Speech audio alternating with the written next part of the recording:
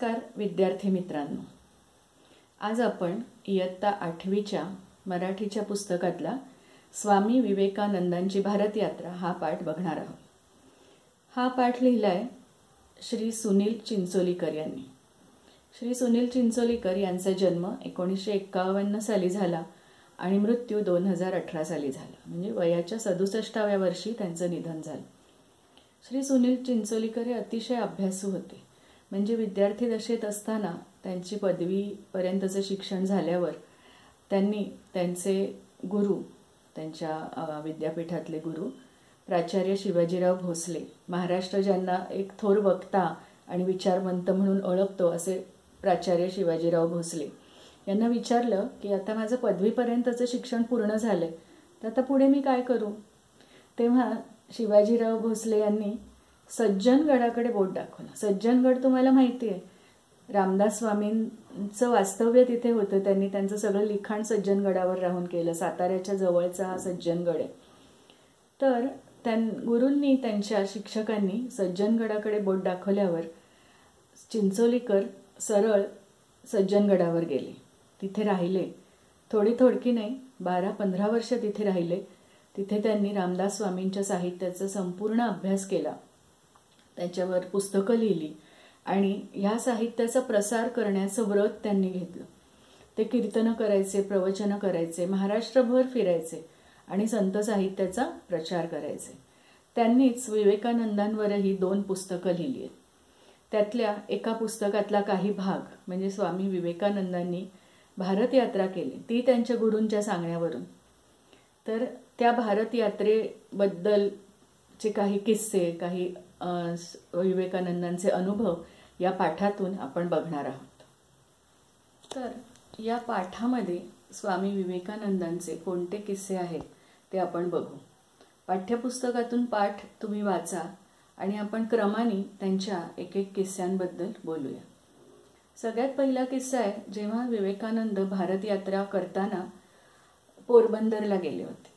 पोरबंदर तुम्हाला माहिती आहे, गांधीजींचं जन्म ठिकाण, गुजरातमधलं एक महत्त्वाचं ठिकाण आहे पोरबंदर। पोरबंदरला ते गेले असताना तिथे त्यांचं वास्तव्य होतं। पोरबंदर हे संस्थान आहे आणि तिकडच्या एका ग्रंथालयात ते नियमितपणे जायचे। तिकडे ग्रंथालयात त्यांनी इंग्रजी भाषेतले खंड सलग एकामागे एक वाचून काढले। रोज ते एक खंड घेऊन जायचे, म्हणजे तो खंड चांगला 600-1000 पानांचा असायचा आणि इंग्रजी भाषेतला होता। तर ते रोज एक खंड घेऊन जायचे आणि दुसऱ्या दिवशी वाचून झाला म्हणून परत आणून द्यायचे वाचनालयामध्ये, ग्रंथालयामध्ये, आणि त्या ग्रंथपालाकडून दुसरा खंड घेऊन जायचे, तो वाचून दुसऱ्या दिवशी परत आणायचे। असे त्यांनी सलग ते सगळे खंड वाचून संपवले। त्या ग्रंथपालाला आश्चर्यच वाटलं, कारण स्वामीजी 1892 सालची गोष्ट आहे ही, तेव्हा तरुण होते, असे खूप असे विद्वान होते किंवा वृद्ध दिसायचे, व्यासंगी दिसायचे असं काही नव्हतं। त्यामुळे त्या ग्रंथपालाला वाटलं की हे स्वामी नुसतेच नावाचे स्वामी आहेत, ते काय ग्रंथ इतर लोक जसं करतात तसं हे स्वामी काय करतात, ग्रंथ घेऊन जातात, ठेवत असतील रात्रभर, काहीतरी बघत असतील आणि दुसऱ्या दिवशी वाचून झाला म्हणून परत आणून देतात। तर असं ते ग्रंथपाल स्वामीजींच्या शिष्याजवळ बोलले। त्या शिष्याने स्वामीजींना सांगितलं। मग स्वामीजी त्या ग्रंथपालाला म्हणाले की तुम्हाला शंका येते का, तुम्ही यातलं मला काहीही विचारा, मी तुम्हाला त्याचं उत्तर सांगू शकतो। आणि ग्रंथपालाने खरोखरच स्वामीजींची परीक्षा घेतली। त्यांना त्या ग्रंथातले उभे आडवे सगळे प्रश्न विचारले आणि आश्चर्य म्हणजे स्वामीजींनी त्या सगळ्यांची उत्तरं अगदी अचूक व्यवस्थित दिली। इतकंच नाही तर ते उत्तर कोणत्या पानावर असेल ते पान जवळजवळ त्यांना मुखोद्गत होतं। मुखोद्गत म्हणजे पाठ होतं, कंठस्थ केलं होतं ते पान। त्या ग्रंथपालाला खूप आश्चर्य वाटलं, म्हणजे त्याला असं वाटलं की हे साधंसुद्धा नाही आहे, साध्या माणसाला हे शक्यच नाही, काहीतरी दैवी शक्ती स्वामीजींकडे असली पाहिजे असं त्या ग्रंथपालाला वाटलं। हा एक किस्सा। नंतर दुसरा किस्सा आहे राजस्थानमधल्या खेत्री या संस्थानातला। स्वामीजी भारत यात्रा करत होते तर ते राजस्थानला पोचले। खेत्रीचे जे महाराज होते त्यांच्याशी त्यांचं विशेष सख्य होतं। खेत्रीला ते अनेक दिवस राहिलेलेही होते आणि आपल्या आईसाठी आणि बहिणीसाठी काही मदतही खेत्रीच्या महाराजांनी स्वामीजींना केलेली होती. तर त्या खेत्रीच्या महाराजांनाही आश्चर्य वाटायचं की तुम्ही जे वाचता ते सगळं तुमच्या लक्षात कसं काय राहतं. आपण काय करतो, आपण जेव्हा वाचतो, एकदा वाचलं तरी आपल्या लक्षात राहत नाही, दोनदा वाचतो, तीनदा वाचतो, पाठ करतो तरी लक्षात राहत नाही, ऐन परीक्षेच्या वेळी आठवतही नाही. पण स्वामीजींना एकदा वाचलं तरी लक्षात राहायचं. तर महाराजांनी त्यांना आश्चर्याने विचारलं की हे कसं काय. तर त्यांनी काय सांगितलं ते उत्तर खूप विचार करण्याजोगं आहे की आपण लहानपणी कसं शिकतो, आधी अक्षरं शिकतो, मग शब्द शिकतो वाचायला आणि मग वाक्य वाचायला शिकतो.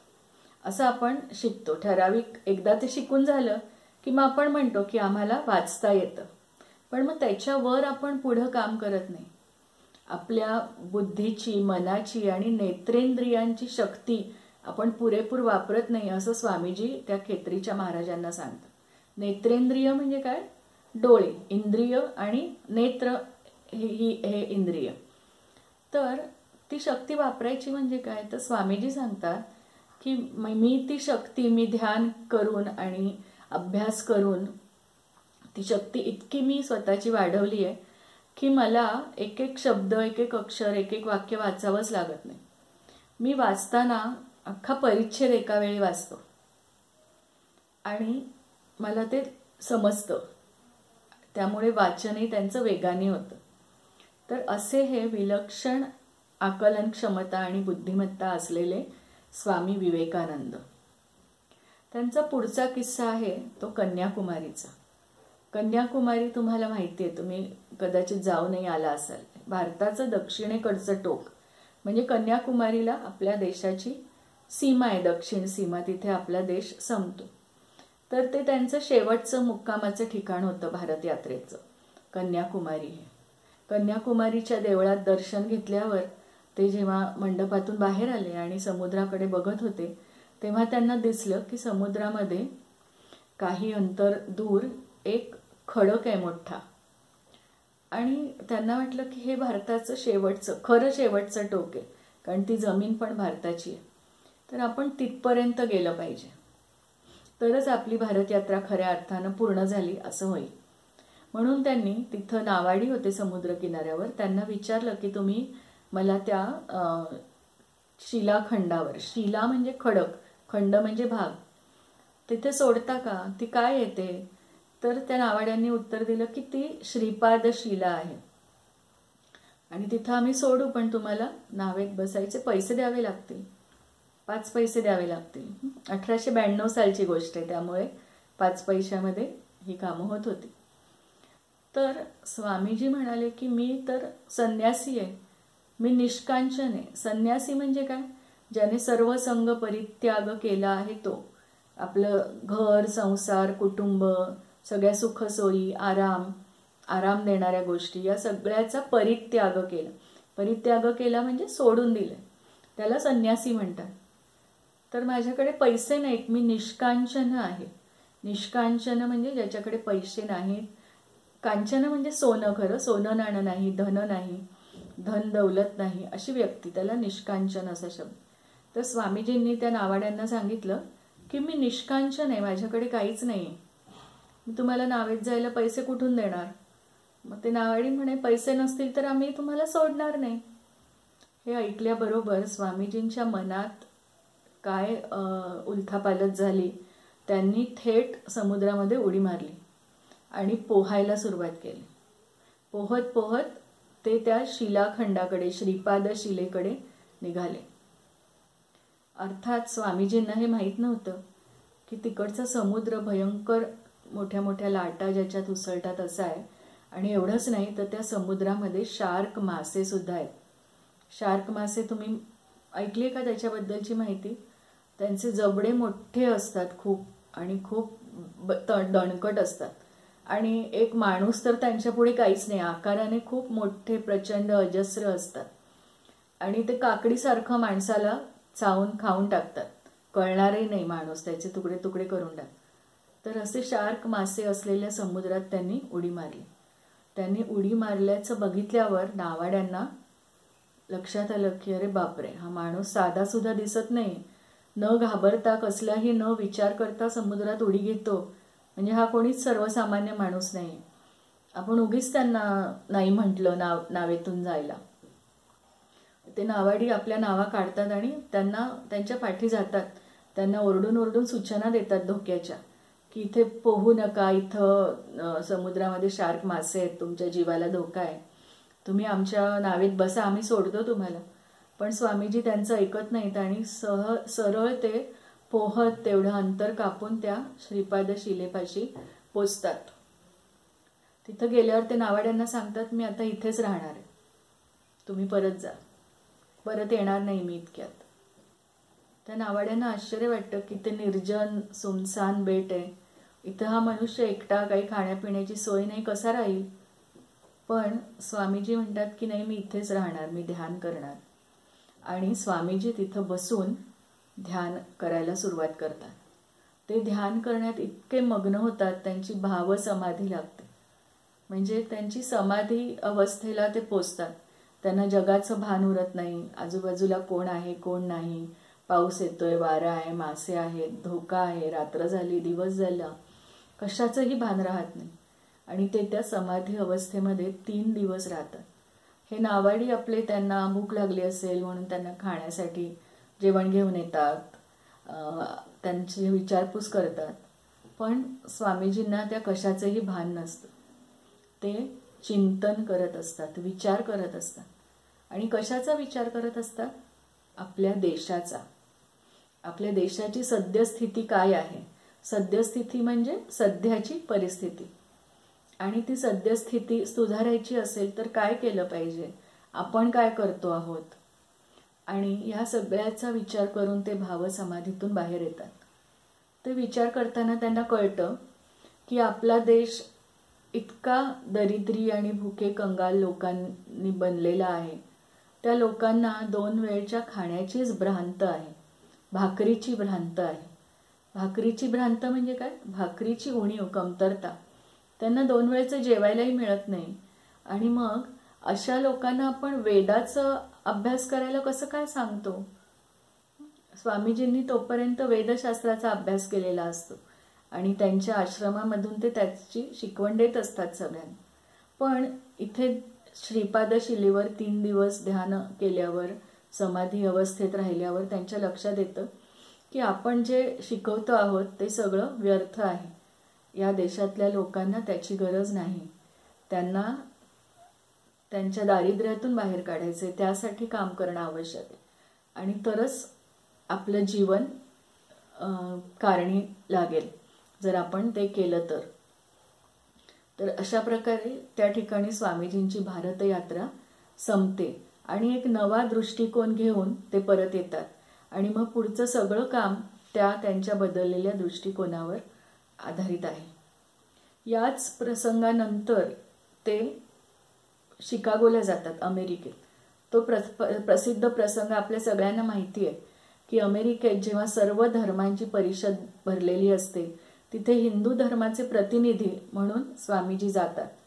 आणि तिथे खूप जण बोलणारे असतात, 34 जण असतात जवळजवळ. म्हणजे पूर्ण जगभरातून आपापल्या धर्माबद्दल बोलणाऱ्या व्यक्ती, विद्वान, पंडित तिथे आलेले असतात. आणि स्वामीजींचा नंबर सगळ्यात शेवटी असतो, कारण ते तरुण असतात, त्यामुळे लोक त्यांना फार गांभीर्याने घेत नाहीत. त्यांना वाटतं हे काय बोलणार हिंदू धर्माबद्दल. पण ते सगळ्यात शेवटी त्यांचा नंबर असतो. ते उभे राहतात बोलायला आणि ते आपल्या भाषणाची सुरुवात त्या जगप्रसिद्ध शब्दांनी करतात. कोणते शब्द? प्रिय बंधू भगिनींनो.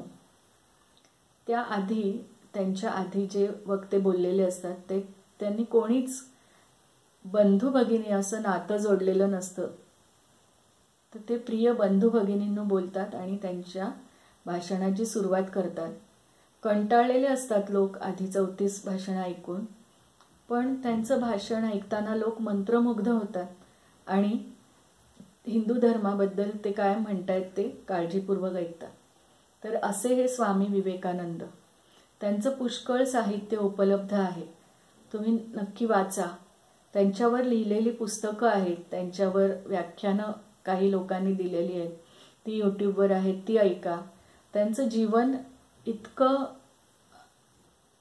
धडपडीचं होतं, त्रासाचं होतं, पण त्यातून ते कसं शिकत गेले, त्यांचे गुरु रामकृष्ण परमहंस आणि स्वामीजी यांचं नातं कसं होतं, हे सगळं खूप वाचण्यासारखं आणि ऐकण्यासारखं आहे. तर ते तुम्ही नक्की ऐका आणि हा पाठही नीट वाचा. त्यातून काय आपल्याला शिकायचं आहे ते मुद्दे आपण पुढच्या स्लाइड्समध्ये बघूया. स्वाध्यायाचाही भाग बघूया. तर विवेकानंदांच्या आयुष्यातले भारत यात्रेदरम्यानचे प्रसंग आपण पाहिले. त्यात आपल्याला काय लक्षात आलं, त्यांची वाचनाची गती किती आहे, त्यांची आकलन शक्ती किती तीव्र आहे. खेत्रीच्या महाराजांना ते जी उत्तरं देतात, आपण कसं वाचतो आणि त्याच्यासाठी त्यांनी जी उत्तर सांगितलंय की आधी वाक्य, आधी शब्द, अक्षर आणि मग वाक्य, तर त्यातून त्यांची विचार करण्याची प्रक्रिया काय होती ते आपल्या लक्षात येते. अगदी तर्कशुद्ध आणि तर्कसंगत उत्तर आहे. तर्कशुद्ध म्हणजे आपल्या बुद्धीला पटेल अशी. नंतर शिलाखंडावर त्यांनी जी ध्यानधारणा केली त्या मागे त्यांची एक तळमळ होती की भारतातल्या जनसामान्य जे आहेत त्यांच्या जीवनामध्ये परिवर्तन घडवून आणण्याची तळमळ होती.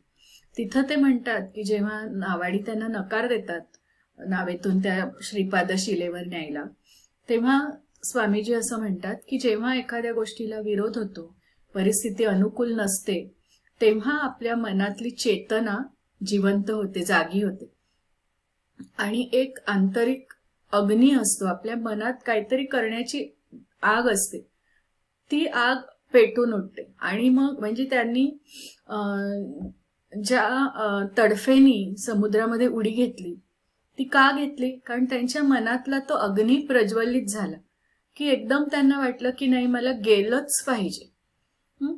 तर अशा प्रकारचं आयुष्य विवेकानंद कायम जगले. या पाठातले काही अवघड शब्द आणि त्यांचे अर्थ आपण बघूया.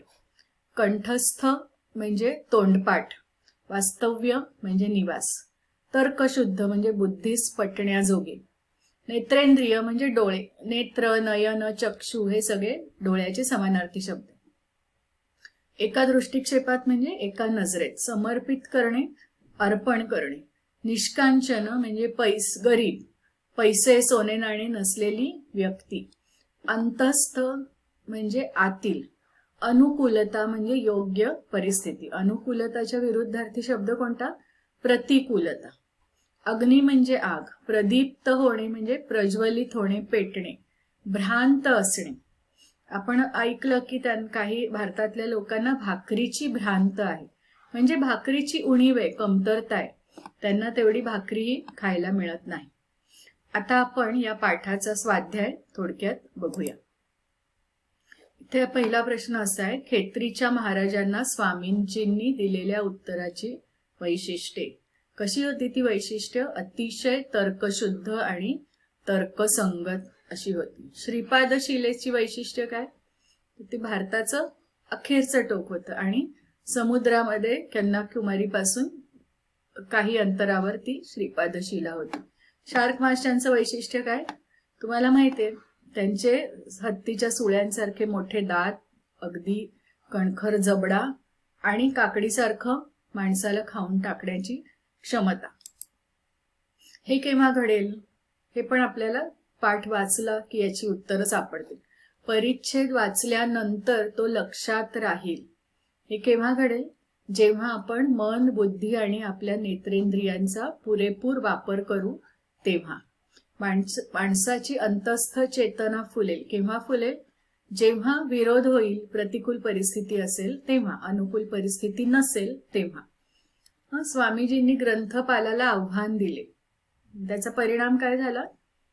तो ग्रंथपाल बिचारा खजील झाला आणि त्याने स्वामीजींचं कडे दैवी शक्ती आहे हे मान्य केलं की एका दिवसात इंग्रजी ग्रंथ पूर्ण वाचून तो खडानखडा लक्षात ठेवणं, कुठल्या पानावर काय लिहिलंय ते लक्षात ठेवणं, पानाच्या पानं कंठस्थ असणं, हे सगळं त्याच्या लक्षात आलं आणि तो म्हणाला की स्वामीजींकडे दैवी शक्ती आहे.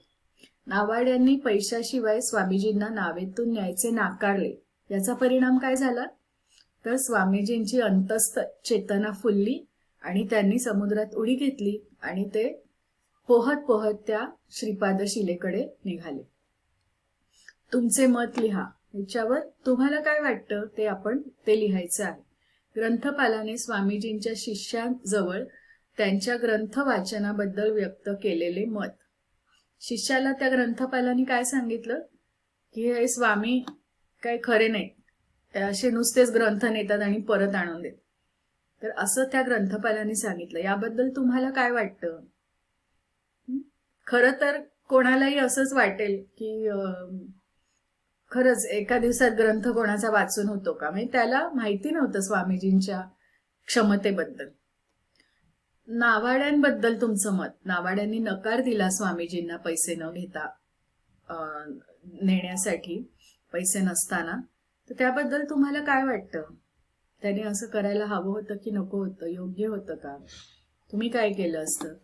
तर हे सगळं तुमची मतं यामध्ये तुम्हाला मांडायची आहेत. साधारण 30 ते 40 शब्दांमध्ये तुमचं मत व्यक्त करायचंय. तर अशा प्रकारे हा पाठ आपण आज इथे थांबूया. अजून थोडा स्वाध्याय बाकी आहे. त्यात हा अतिशय सोपा आहे की निर्भयता हा गुण कशातून दिसतो? त्यांनी न घाबरता उडी मारली, त्यातून दिसतो. मनाची एकाग्रता हा गुण कशातून दिसतो? तर ते ज्या प्रकारे वाचायचे त्यातून दिसतो. दृढ निश्चय कशातून दिसतो? तर ते 3 दिवस काही न खाता पिता दिवस रात्र ध्यान करत तिथे बसले, त्यातून दिसतो. देशप्रेम कशातून दिसतं?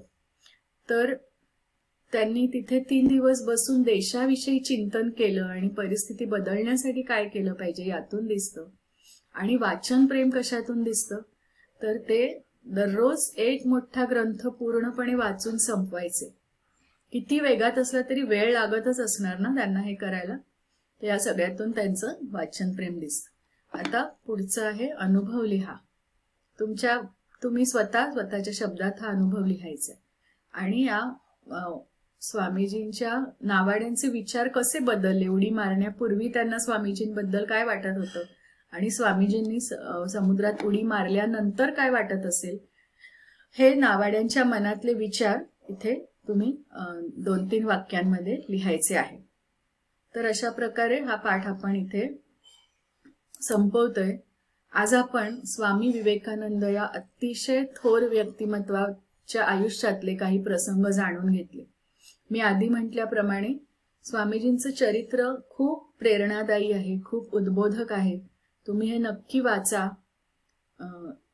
त्याची पुस्तकं तुम्हाला मिळतील, नाहीतर युट्यूबवर व्हिडिओज आहेत स्वामीजींबद्दलच्या भाषणांचे, ते बघा. आणि तुम्हीही थोडे गुण का होईना त्यांच्यातले, म्हणजे मनाची एकाग्रता, वाचन करण्याची पद्धती त्यांची, देशप्रेम, हे गुण स्वतःमध्ये आत्मसात करण्याचा प्रयत्न करा. पुन्हा भेटू. धन्यवाद.